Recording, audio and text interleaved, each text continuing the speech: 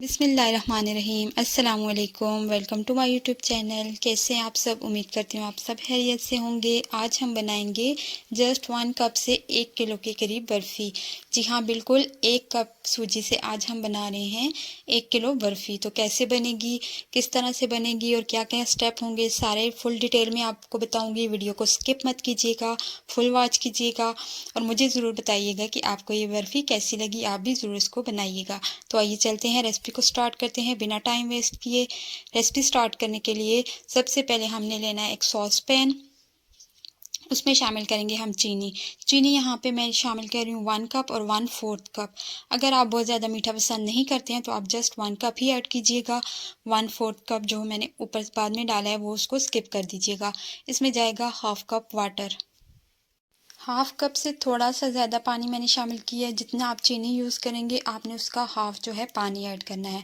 जब पानी में बॉयल आ जाए और चीनी जो है बिल्कुल मेल्ट हो जाए तो आपने इसको चेक कर लेना है अच्छे से। 1 से 2 मिनट आपने इसको बॉयल दे देना है और उसके बाद आपने इसको उतार लेना है। 1 तार या 2 तार हमने यहाँ पे नहीं देखनी है, जस्ट हमने चीनी को मेल्ट करना है। जब चीनी मेल्ट हो जाएगी तो आपने इसको निकाल लेना है, उतार लेना है चूल्हे से। उसके बाद हम एक पैन लेंगे और उसमें शामिल करेंगे घी। ऑयल यूज़ नहीं करना। घी मिठाइयों में जो है ज़्यादातर घी ही यूज़ होता है, ऑयल यूज़ नहीं होता, तो हम यहाँ पे घी ऐड करेंगे। घी मैंने 1 कप लिया है लेकिन मैंने 2 से 3 टेबलस्पून छोड़ दिए हैं कप में ही। बाकी जो घी है वो हमने ऐड कर दिया। जो 2-3 टेबलस्पून हमने छोड़े हैं वो हम बाद में ऐड करेंगे। अब इसमें शामिल किया मैंने 1 कप सूजी। सूजी को अच्छे से छान के आपने तभी इसमें ऐड करना है। सूजी ऐड करने के बाद यहाँ पे हमने हमारा क्या काम है, हमने जस्ट इसको मिक्स करना है और इसको चम्मच चलाते रहना है। चम्मच चलाना नहीं छोड़ना।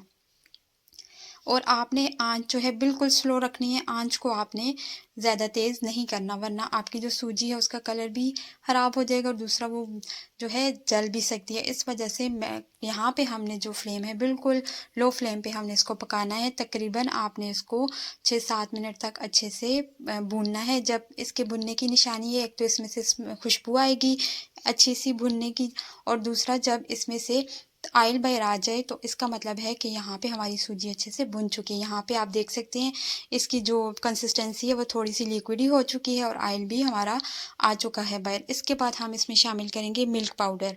मिल्क पाउडर 1/2 कप मैंने यहाँ पे डाला है। और याद रहे कि मिल्क पाउडर डालने से पहले आपने फ्लेम को ऑफ़ कर देना है। फ्लेम ऑफ़ करने के बाद ही आपने इसमें मिल्क पाउडर मिक्स करना है अच्छे से। उसके बाद दोबारा हम फ्लेम को ऑन करेंगे, लेकिन अभी हमने फ्लेम ऑफ़ कर दी हुई है। तो यहाँ पे मिल्क पाउडर और सूजी को आपने अच्छे से मिक्स कर लेना है। मिक्स करने के बाद हमने दोबारा से चूल्हे को ऑन कर देना है। तो यहाँ पे अब चूल्हा हमने ऑन कर दिया लेकिन फ्लेम अभी हमने स्लो ही रखी है, फ्लेम को हाई नहीं किया हमने। उसके बाद जो शीरा हमने बना के रखा हुआ था वो हमने इसमें ऐड कर दिया।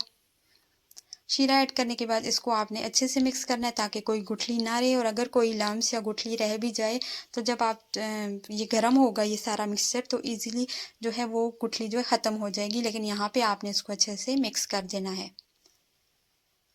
अब मिक्स करने के बाद बस एक ही काम है, आपने इसमें चम्मच चलाते रहना है और यहाँ पे आपको थोड़ा सा सब्र से काम लेना होगा। तकरीबन आपने 10-15 मिनट तक आपने इस मिक्सचर को पकाना है। लेकिन उससे पहले 5 से 6 मिनट गुजरने के बाद हमने एक और काम करना है। वो क्या करना है वो मैं आपको साथ में बताऊंगी। अभी हम यहाँ पे जस्ट इसको मिक्स किया और हम चम्मच चला रहे हैं और उस 5-6 मिनट के बाद हम इसमें डालेंगे घी। जो हमने छोड़ा था घी वो हम इसमें 5-6 मिनट इसको अच्छे से चलाने के बाद इसमें घी डालेंगे। और घी डालने का आपका यही होना चाहिए, घी आपका मेल्ट होना चाहिए। आपने यहाँ पे जो जमा हुआ घी होता है वो नहीं डालना। अगर आपके पास जमा हुआ है तो थोड़ा सा उसको गर्म कर लीजिएगा। अब घी डाला है मैंने यहाँ पे, थोड़ा सा इसको मिक्स किया है। जैसे ही इसमें घी जाएगा थोड़ा सा गर्म या नीम गर्म जाएगा तो इसमें जो है बबल्स बनना स्टार्ट होंगे। ये जो मिठाई है हमारी उसमें खुद ब खुद जो है वॉल्यूम उसका बढ़ जाएगा, उसमें एयर आ जाएगी। तो यहाँ पे आपने इस बात का एहतियात रखना है कि आपका जो घी है वो मेल्टिंग होना चाहिए, थोड़ा सा गर्म हो तो ज़्यादा बेस्ट है। अब 6 मिनट के बाद दोबारा से हमने जब घी डाला था उससे 7-8 मिनट के बाद हमने इस कंडीशन में ये हमारी मिठाई आ चुकी है। हमने अब इसको चेक करना है कि हमारी मिठाई सेट होगी कि नहीं। उसके लिए आपने इसको प्लेट में निकालना है और उसको आपने एक बॉल की शक्ल देनी है। अगर तो वो आपकी बॉल बन जाए, यहाँ पे थोड़ा सा गर्म था तो मैं अपने हाथों को भी बचा रही थी और इसको भी बना रही थी, लेकिन आपने भी ज़रा एहतियात करके इस तरह से इसको बॉल बनाना है। अगर तो आपकी बॉल बन गई है और वो टूट नहीं रही, वो बिखर नहीं रही, यानी कि आपका बैटर पतला नहीं है, तो इसका मतलब है कि आपका जो मिठाई है वो यहाँ पे सेट हो चुकी है। यानी कि अब ये बिल्कुल रेडी हो चुकी है। आप इसकी कंसिस्टेंसी भी देख सकते हैं कि ये बिल्कुल इसमें एयर आ चुकी है अच्छे से, और हमें यही चाहिए। अब हम इसको मज़ीद नहीं पकाएंगे, बल्कि हमने यहाँ पे फ्लेम को कर देना है ऑफ़, और उसके बाद इसको हमने डाल लेना है मोल्ड में। मोल्ड आप पहले से तैयार करके रखिएगा, वरना यहाँ पे जो है हमारी मिठाई जो है ख़राब हो सकती है अगर हम उसको रख देंगे और उसको बाद में मोल्ड तैयार करने में लग जाएंगे। तो मोल्ड पहले से तैयार होना चाहिए। मैंने भी पहले से तैयार करके रखा हुआ था। उसको अच्छे से ग्रीस कर लेना है आपने, और उसके नीचे बटर पेपर लगा देना है। जस्ट आपने ये तैयारी करनी है मोल्ड की। उसके बाद हमने सारी मिठाई जो है इसमें डाल दी। मोल्ड आपने ऐसा लेना है जो थोड़ा ऊंचा हो, लेकिन नीचे उसका पैंदा बहुत ज़्यादा बड़ा ना हो, ताकि आपकी मिठाई जो है अच्छे से उसके बड़े बड़े पीस बन सकें। अब यहाँ पे मैंने इसको छोड़ दिया था तकरीबन 1 घंटा हमने इसको रेस्ट देना है। रूम टेम्परेचर पे मैंने इसको छोड़े रखा है। उसके बाद जब मैंने इसको चेक किया तो ये ठंडी हो चुकी थी। अब हम इसका जो पेपर है, बटर पेपर, वो हटा लेंगे और उसके बाद हमने करनी है इसकी कटिंग।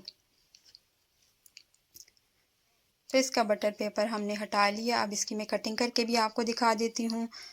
एहतियात से कट कीजिएगा। कटिंग तो हो जाती है, लेकिन अगर हम ज़्यादा इसको अच्छे से कट नहीं करेंगे तो इसकी ये जो है बिखर जाती है मिठाई जो है, अगर आपने इसको रफली इसमें छुरी चलाई तो। यहाँ पे आप देख सकते हैं कि मज़ेदार सी हमारी मिठाई तैयार है, और इसके पीस भी मैं आपको चेक करवा देती हूँ। तो बहुत ही ज़बरदस्त सी बर्फ़ी बन के तैयार हुई है। आप ज़रूर इसको ट्राई कीजिएगा और मुझे फ़ीडबैक ज़रूर दीजिएगा कि आपको ये मिठाई कैसी लगी। उम्मीद करती हूँ मेरी आज की ये रेसिपी आपको पसंद आई होगी। वीडियो पसंद आई हो तो लाइक और शेयर कर दीजिएगा, और चैनल पर न्यू है तो मेरे चैनल को भी सब्सक्राइब करके बेल का आइकन प्रेस कर दीजिएगा। Thanks for watching. अल्लाह हाफिज़।